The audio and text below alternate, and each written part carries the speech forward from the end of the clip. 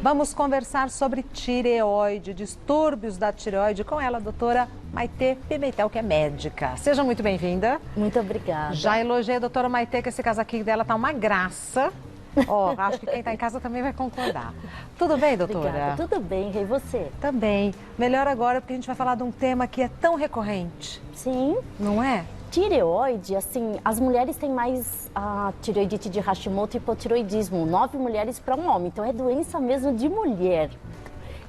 Mas é uma doença muito, apresenta-se muito e é muito bem diagnosticada porque ginecologista pede exames de rotina que tem a tireoide. Já homem, às vezes até pode ter algum problema e ninguém pede esse exame, então é muito diagnosticado nas mulheres. Vamos aos mitos e verdades? Vamos. Doutora Maitê Pimentel, é mito ou verdade que o hipertiroidismo sempre emagrece e hipotiroidismo sempre engorda? O que está errado aí é o sempre, né? Então é mito. Na verdade, a gente sempre fala que a tireoide é essa glândula que parece uma borboleta e ela é o botão 110, 220 do nosso corpo. Ela é energia, ela mexe com tudo, desde o fio do cabelo até o dedão do pé. Então, se ela está trabalhando em excesso, pensem que tem muito combustível. Então, a pessoa fica com taquicardia, ela fica eufórica, ela emagrece, ela tem diarreia, ela transpira, é tudo para mais. E o hipo é tudo para menos. Então, aumenta o peso, também cabelo cai, você fica mais fadigada, sintomas de depressão, preguiça, moleza. Então, geralmente, o hipotiroidismo aumenta o peso e o hipertiroidismo emagrece. Por quê? Porque o metabolismo é alterado, independente da comida e do exercício. Por isso que a gente sempre fala, engordar ou emagrecer não é sempre só a dieta e o exercício. Também tem a ver com a parte metabólica. E uma das glândulas que mais interferem no botão do peso da gente é a glândula da tireoide. Ah lá, o desenho está bem explicativo, Isso. né? Então, o hipotiroidismo é tudo mais lento, mais devagarzinho. Então, o cabelo demora para crescer, porque a gente dentro do cabelo tem o piloro, que é onde nascem as vitaminas. A gente tem um perfil de alteração do humor, preguiça, sono, indisposição, mais junto com uma irritabilidade. A pele fica mais seca, mais áspera. Os pelinhos podem cair e a gente tem a tireoide, às vezes, diminuída de tamanho. Por quê? A tireoidite de Hashimoto, que é a doença autoimune, que ataca a tireoide, é como se fosse uma guerra atacando ela vai ficando pequenininha, né? Já o hiper, você vê, é bem característico a tireoide aumentar de tamanho, ter o bócio. O olho também pode ficar um pouco mais saltado, que a gente chama de exoftalmia.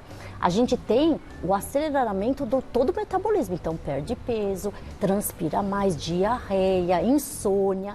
Pode também ter irritabilidade junto e a tireoide pode ter a tireoidite de Graves, que é mais comum ela ficar mais inchada e depois ela murcha, ela desinflama.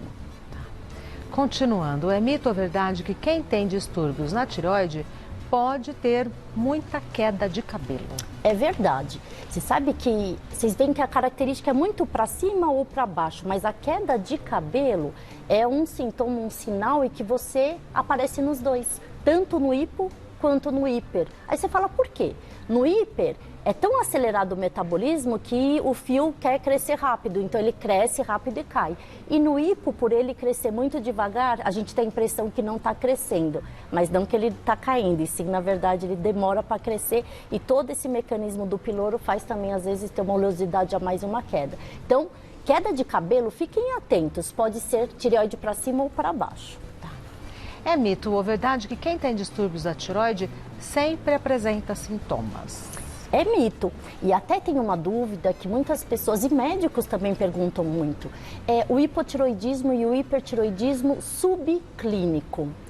No exame de sangue, a gente tem o T3 e T4, que é produzido pela tireoide, e tem um eixo aqui na hipófise que comanda, é como se fosse o manda-chuva. Então, pensa assim, a tireoide está produzindo pouco, o manda-chuva fala assim, produz mais, porque está lento, então esse está baixo, esse está alto. E o contrário, se a tireoide está produzindo muito, o eixo fala, para de produzir que você está demais. É sempre, a gente chama isso na medicina, feedback negativo. Então, quando a gente tem a tireoide ainda produzindo hormônio para cima ou para baixo, mas ainda está produzindo um pouquinho e o eixo está alterado, a gente chama de hipotiroidismo ou hipertiroidismo subclínico. Ou seja, já está tendo uma mudança hormonal, mas não existem sinais e sintomas.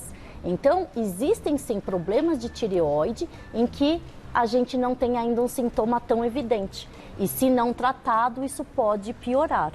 Então, qualquer distúrbio, principalmente pessoas que vão para uma cirurgia, por exemplo, anestesia não pode ser dada se a gente tiver alterações de tireoide, porque pode alterar coisas de arritmia cardíaca. Então, todo paciente que vai para uma cirurgia, ele tem que fazer exames, por exemplo, de tireoide para ser liberado.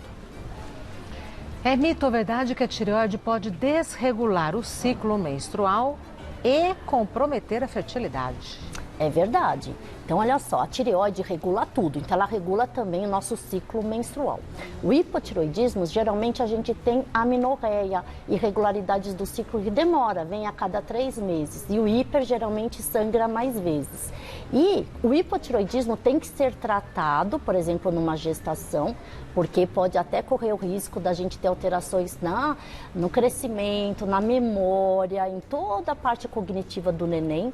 E o hipertireoidismo é uma das contraindicações de gestação, porque aumenta muito o índice de aborto. Não que não possa engravidar, é só a gente controlar e tratamento direitinho, tá? E quando a gente faz o tratamento, a gente regula todo o hormônio. Então você fala, ai, eu estou tratando, eu estou tomando remédio, mas mesmo assim eu estou tendo queda de cabelo, mesmo assim eu estou com preguiça, aí já não é a tireoide. Como são sintomas muito inespecíficos que ocorrem no corpo inteiro, confunde com anemia, com depressão, com outros tipos de cansaço. Então tem que tomar muito cuidado também para não colocar toda a culpa na tireoide. É mito ou verdade que tireoide de Hashimoto pode aumentar o peso e o colesterol? É estranho, né? Mas é verdade, é questão de prova isso. Então, a tireoide, quando ela está trabalhando pouco, ou ela tiraram um pedaço dela, fez uma cirurgia, ou ela teve um vírus, vocês sabiam até que Covid tem alteração para tireoidite, ou ela foi lesada por uma bactéria, ou ela tem a tireoidite de Hashimoto, que é a doença autoimune, que o estresse faz atacar a tireoide como se fosse uma guerra. Aí ela para de trabalhar e fica pequenininha. Então, qual é a pergunta? Pode aumentar o peso? Sim, porque dá o hipotireoidismo. Pode aumentar o colesterol? Sim. Então, se você tem hipotireoidismo com colesterol alto, nunca se trata o colesterol sem antes tratar a tireoide, porque geralmente, tratando o hormônio tireoidiano, o colesterol vai abaixar automaticamente. É mito ou verdade que problemas de tireoide podem dar depressão ou ansiedade? Aí essa interpretação é verdade que podem dar os sintomas, né? O hiper é mais irritabilidade, ansiedade, acorda várias vezes de noite, briga com todo mundo, não se aguenta. Existe até a psicose do hipertireoidismo, em que pessoas têm até alucinações, como se fosse esquizofrenia. Menina. Então tem casos de pacientes internados com quadro de esquizofrenia que é hipertireoidismo. E da mesma forma, todo paciente com sintomas de cansaço, preguiça, indisposição, o colorido da vida não está muito bom, não consegue executar as funções, a gente tem que dosar o hormônio tireoidiano. Muitas vezes não é depressão, é só alteração do hipotireoidismo. Doutor, é uma coisa simples, mas que pode complicar.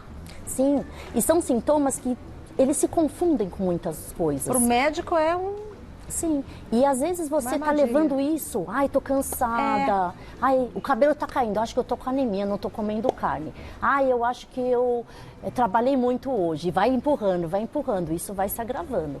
Então você vê que o psiquiatra, por exemplo, ele tem muita função no diagnóstico de problemas de tireoide, porque às vezes é ele que descobre tudo isso. Temos perguntas do pessoal de casa, um minutinho que eu já venho. Muito, e tem gordura boa, HDL, baixa caloria e tem muita proteína. E tem fósforo que é para o cérebro. Viu? É isso. Então vamos às perguntas do pessoal de casa. Começando pela Ana Maria. Tenho tireoide de Hashimoto e hipotireoidismo e tomo remédio há 3 anos para o controle. Posso ter alguma dificuldade para engravidar, mesmo estando com a doença controlada? Ótima pergunta, ó. O hipotireoidismo com a causa da tireoidite de Hashimoto é uma doença que geralmente nunca vai curar, porque depende do estresse. Então, se está mais estressada, tem mais ataque da tireoide, aumenta-se a dose. Se está menos estressada, menos ataque, abaixa a dose. E tem muitos pacientes que vão no consultório e falam, eu vim aqui porque nenhum médico acerta a minha dose, cada um fala uma dose. Mas, na verdade, essa dose vai se alterar ao longo da sua vida. Eu até brinco, se você for para a Ilha Deserta com o Brad Pitt, você vai curar da tireoide, com uma bolsa de dinheiro. Mas é só para vocês entenderem que ela vai variar e vai alterar. Então, quando a gente tem uma gestação, a gestação por si só é um estresse para o organismo. E isso pode alterar, tanto é que todas as mulheres, mesmo sem ter problema de tireoide, elas têm uma alteração do hormônio tireoidiano no primeiro trimestre da gestação. Então, meninas com Hashimoto, mulheres com Hashimoto que engravidaram, têm que fazer um acompanhamento bem fino, de mês a mês dos hormônios tireoidianos para a gente regularizar e dar tudo certo. Não fiquem preocupados que vai dar tudo certo. Boa. A Marcela diz o seguinte: o que pode acontecer caso a pessoa não saiba que tenha problemas na tireoide e não o trate? Muito bem, Marcela. Por exemplo, casos extremos de hipertiroidismo. Não sabe, está irritada, taquicárdica, não consegue dormir. Sabe o que pode acontecer? Uma arritmia cardíaca. A principal arritmia cardíaca... Desenvolve uma arritmia. Fibrilação atrial e pode ter parada cardíaca. O hipotiroidismo é mais difícil esse problema, né, no coração, mas chama coma mixedematoso. A pessoa também tem parada de todos os órgãos, entra em coma. Então você vê como é importante. Eu estou falando aqui dos extremos, os extremos, né, que é bem raro, mas existe essa possibilidade se não tratado, sim. Estou em dúvida, o que eu faço? Eu não sei, a doutora falou, pensei em umas coisas, estou em dúvida, o que eu faço? Tem que dosar o hormônio tireoidiano. Procura o médico para fazer o exame. Procura o médico, é um exame tão simples, é laboratorial. De sangue. De sangue, e a gente também geralmente faz ultrassom, que é outra dúvida. Às vezes a pessoa tem um nódulo na tireoide, uma bolinha. Eu tenho vários. E é muito comum, 60% das pessoas podem ter. E só 5% dos nódulos são cânceres. Então, a maioria dos nódulos de tireoide são benignos. E nem por isso se toma remédio, não é hipo nem hiper. O nódulo está lá. Só se alterar a glândula inteira é que a gente tem que usar o remédio, que a gente dosa pelo TSH e pelo T4 livre e pelo T3, pelo exame de sangue. Na dúvida é sempre bom investigar, Sim. Né? Não ter medo do diagnóstico, medo é não tratar. Justo, e às vezes, como a gente falou, não está sentindo nada e já está iniciando a doença, a gente já faz uma prevenção. Próxima pergunta da Luciane. É preciso aumentar a dose do remédio para controlar hipotiroidismo de quanto em quanto tempo? Olha, essa pergunta foi difícil, isso mesmo, Lu. Existe uma coisa que chama-se meia-vida das moléculas. Então, por exemplo, vocês tomam uma dipirona, ela em 6 horas faz o efeito e cai o efeito do sangue. Quando a gente dá um remédio de levotiroxina sódica, que é o hormônio tireoidiano, ele demora 21 dias para fazer ação no organismo. Ixi, tem que ter paciência. E paciência. Então, quando a gente troca a dosagem do hormônio tireoidiano, a gente tem que, no mínimo, esperar 21 dias a um mês para ver se essa dose está certa ou não. E não parar de tomar. Isso que eu falo, tem que tomar direitinho, gente, 21 isso dias. É uma coisa que acontece muito. Estou mais cansada, eu aumentei a dose, tomei 2 comprimidos. Eu estou elétrica, eu não tomei hoje. Não é para fazer esse tipo de coisa. É para esperar sempre a troca da dosagem com o exame de laboratório. Mais uma da Renata. Estou tentando emagrecer e não consigo, mesmo fazendo exercícios e comendo de maneira saudável. Recentemente, eu fui diagnosticada com hipotiroidismo. Se eu começar a usar o remédio para tratar a doença, eu vou emagrecer? Muito bem, Renata. Então, como trata-se de metabolismo, se você começar a tratar a tireoide e ajustar a dose, daqui 21 dias, tratando direitinho, o teu metabolismo vai estar regularizado. E aí você vai, a dieta, exercício, intestino, dormir direito, tudo funcionar de uma forma tão harmônica que o teu corpo vai responder bem à dieta e exercício. Então fique tranquilo que quem tem hipotireoidismo ou hiper, bem tratado, consegue ter o metabolismo de uma forma correta. É outra vida, né? É outra vida. É outro tudo. Sim. A personalidade da pessoa muda. Sim. A memória, a execução, até disposição sexual, a questão de fazer atividade física, a questão de... as crianças com hipotireoidismo têm dificuldade na memória, então até crianças que não estão indo bem na escola têm que dosar o hormônio tireoidiano. Já vem, doutora. Um minutinho só. Gente, e o bolo de cuscuz que a Gasoli vai fazer? Tenho certeza que você vai amar. Continuando então, perguntas do pessoal de casa sobre distúrbios da tireoide, a próxima é da Cleide. Crianças e adolescentes podem ter problemas na tireoide? Podem sim. Pecado. Então, Cleide, é judiação, mas Existe até o hipotireoidismo congênito, que é do bebezinho. Existe hipotireoidismo nas crianças. Até o teste do pezinho já é para ver um tipo de distúrbio da tireoide, que é o congênito. Pessoas idosas, na meia-idade. Mas o mais comum é na meia-idade. É dos 25 aos 45 anos de idade que se desenvolve. Mas qualquer idade pode desenvolver. E qualquer idade pode tratar? Qualquer idade pode tratar. Luísa, estou com um nódulo de tireoide. É preocupante? Qual a diferença de cisto? Luísa, eu tenho várias, viu? Então, Vários. a Rê tem nódulos, não fiquem tão preocupados. Eu também tenho 3 nódulos, né? Os nódulos, eles têm aumentado ao longo da vida aí. A gente tem muitas hipóteses que estão falando por que eles aumentam. Irradiação, coisas que a gente não deve saber de agrotóxicos, que são disruptores endocrinológicos. A gente sabe sobre o bisfenol A, que são os fitatos, os plásticos esquentados alteram a tireoide. Toda vez que, por exemplo, acidente de Chernobyl, ou pessoas que trabalham... Atinge a dente. Está lá do outro lado do mundo, mas chega na gente. É uma bolinha, né, doutora? O mundo é uma bola. Não iodo, altera. Então, a gente sabe que a tireoide aumentou até a incidência de câncer de 5% para 17% nos últimos 10 anos. Aumentou bem, hein, doutora? Bastante.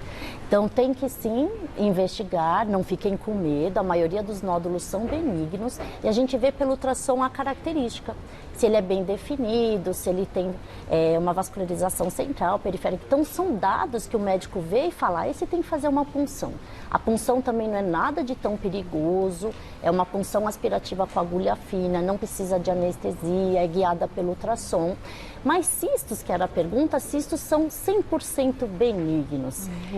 Cistos são bolinhas de água. Então, dentro é bolinha, que às vezes se você fizer a punção até ele estoura. E o nódulo, ele já tem uma densidade dentro, geralmente não estoura. E é difícil o nódulo crescer, mas às vezes pode crescer. Por isso que quem tem nódulo de tireoide, todo ano tem que fazer um ultrassom, de preferência com a vascularização, para ver se tem sanguinho dentro ou por fora. E se esse nódulo crescer, tiver características alteradas, a gente faz a punção.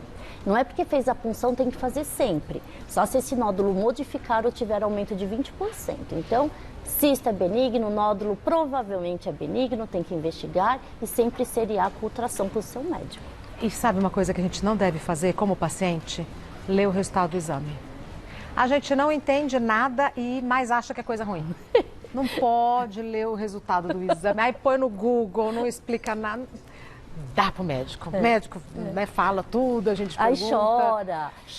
Nossa, o anticorpo, o anti-TPO, que é do Hashimoto, às vezes é até 34, vem 1.500. A pessoa acha que tá... Nossa, muito grave. Muito grave. Eu falo porque eu já fui, não sou, mas já fui, assim, muito grave. Não. E nem sempre é. E não é à toa, né, que o profissional pede e depois analisa os resultados. A doutora Maitê é médica, o site da doutora Maitê é maitemédica.com.br, o Instagram da doutora Maitê, Maitê_médica, eu sei que você sabe, mas eu vou repetir, é Maitê com TH, MAITHE _médica. Doutora,